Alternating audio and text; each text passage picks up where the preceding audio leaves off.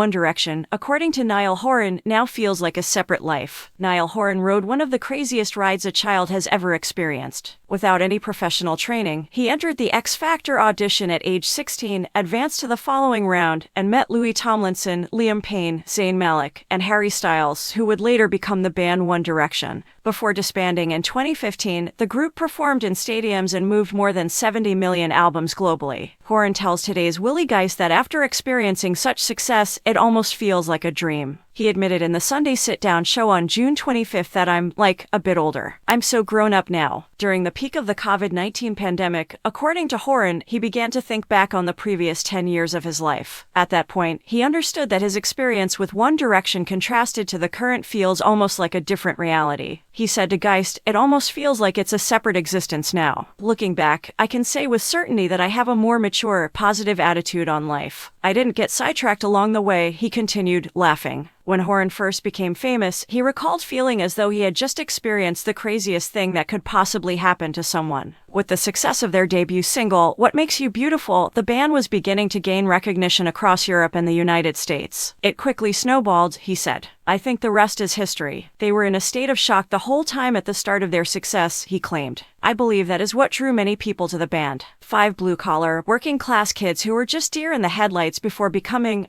these well-known figures was really obvious, in my opinion," Horan said. "We used to always say, normal people doing an abnormal job, which is a good outlook to have." Horan claimed that on occasion, he and his bandmates would simply exchange glances and exclaim, "This is nuts." However, after splitting up in 2015, Horan, Tomlinson, Payne, Malik, and Styles had to determine what to do next. The former bandmates have moved on, despite the frequent questions about a future reunion. Forbes reports that Horan's debut studio album, Flicker, which he released in 2017, dominated the American albums charts. Then, in 2020, he released Heartbreak Weather, his second studio album, which was made at the same time as writing songs for his third album, The Show. "Because we kind of lost all of the control we valued as humans during the pandemic," Horan said, "The show is basically me saying how grateful I should feel for everything." Early in 2023, Horan also joined The Voice as one of its coaches. With Gina Miles, a competitor on his team, they won the entire singing competition. "Do I want to get back into something like that? I asked myself. I haven't ever coached someone before," he declared.